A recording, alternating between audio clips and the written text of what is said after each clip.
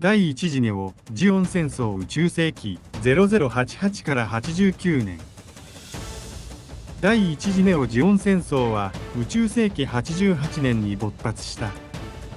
地球連邦政府エウーゴとネオ・ジオン学士図との間の全面戦争である。グリプス戦役終結後の混乱を利用し、ハマーン・カーン率いるネオ・ジオンが地球圏の支配を狙い戦争を仕掛けた。連邦政府はエウーゴの戦力を再編成し応戦するが、戦局は長期化し、コロニー落としなどの戦略兵器が投入されるなど、地球圏全体を巻き込む戦争へと発展した。最終的にエウーゴが勝利し、ネオ・ジオンは崩壊するが、戦後には第二次ネオ・ジオン戦争の火種が残されることとなる。戦争の背景。グリプス戦役の影響。宇宙世紀88年。宇宙世紀88年、エウーゴの勝利によってグリプス戦役が終結。ティターンズが壊滅し、地球連邦軍内でエウーゴの影響力が強まるが、戦争で疲弊し、地球連邦政府は実質的な統制力を失う。その混乱の中、ジオンの残党勢力が結集した。ネオ・ジオンが本格的に活動を開始する。ネオ・ジオンを率いるのはハマーン・カーン。彼女はジオン公国の後継者を名乗り、ザビ家の正当な血筋である。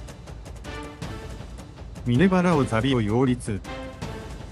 地球圏支配を目指し、地球連邦政府とエウーゴへの侵攻を開始する。第一次ネオ・ジオン戦争年表。宇宙世紀88年3月、ネオ・ジオンの独立宣言。ハマーン・カーン、ネオ・ジオンの独立を宣言。アクシズを本拠地とし、サイド3、旧ジオン公国を占領。連邦政府はこれを認めず、ネオ・ジオンとの対決姿勢を強める。ミネバラオ・ザビ、ネオ・ジオンの象徴として表舞台に登場。ハマーンは彼女を利用し、ジオン残党を統一。登場人物の動向。ハマーン・カーン、ネオ・ジオン指導者、ジオン再興のため地球圏侵攻を開始。ブライトノア、エウーゴ、地球連邦軍の再編を進め、ネオ・ジオンとの対決を準備。4月から5月、コロニー落とし作戦。ネオ・ジオン、地球連邦への圧力として、ダブリンへのコロニー落としを決行。連邦政府は対話路線を模索していたが、ネオ・ジオンは戦争を決意。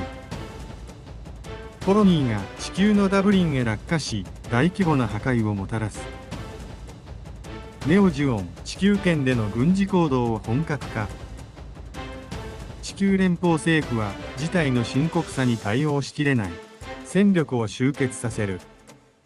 地球圏に駐留するエウーゴとネオ・ジオンの全面戦争が開始。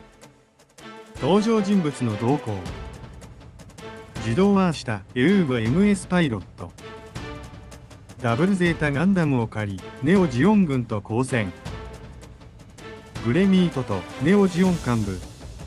ハマーンの部下として地球圏の作戦を指揮。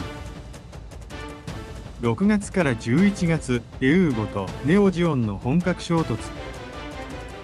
各コロニーで戦闘が激化。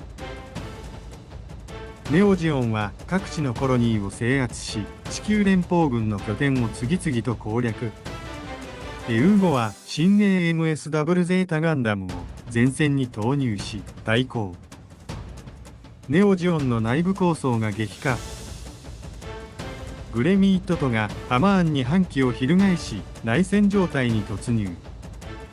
グレミーはニュータイプ専用 MS クイーンマンサを投入し、独立勢力として放棄。登場人物の動向。クワトロ・バジーナ、シャア・アズナブル、グリプス戦役後、消息不明。ジェリド・メサ、元ティターンズ、グリプス戦役で死亡。宇宙世紀89年、決戦と戦争の終結。2月から3月アクシズ戦最終決戦。ネオジオン本体アクシズで最後の決戦を迎える。ハマーン・カーンとグレミットとの内戦は最終局面へ。エウーゴが決戦に介入し、三つどもえの戦いとなる。自動ワーしたダブルゼータガンダムでハマーン・カーンと決戦。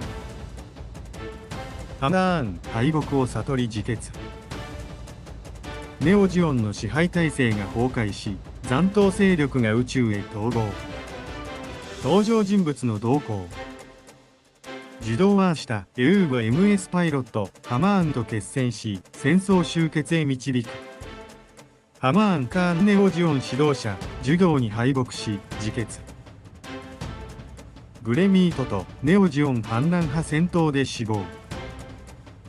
戦争の結果、ネオジオンは崩壊し、エウーゴ連邦軍が勝利。しかしネオジオンの残党は完全に消滅せず、次の戦争第二次ネオジオン戦争の火種を残す。89年、シャア・アズナブルが再び登場し、新たなネオジオンを結成。これが後の第二次ネオジオン戦争へとつながることになる。チャンネル登録、高評価お願いします。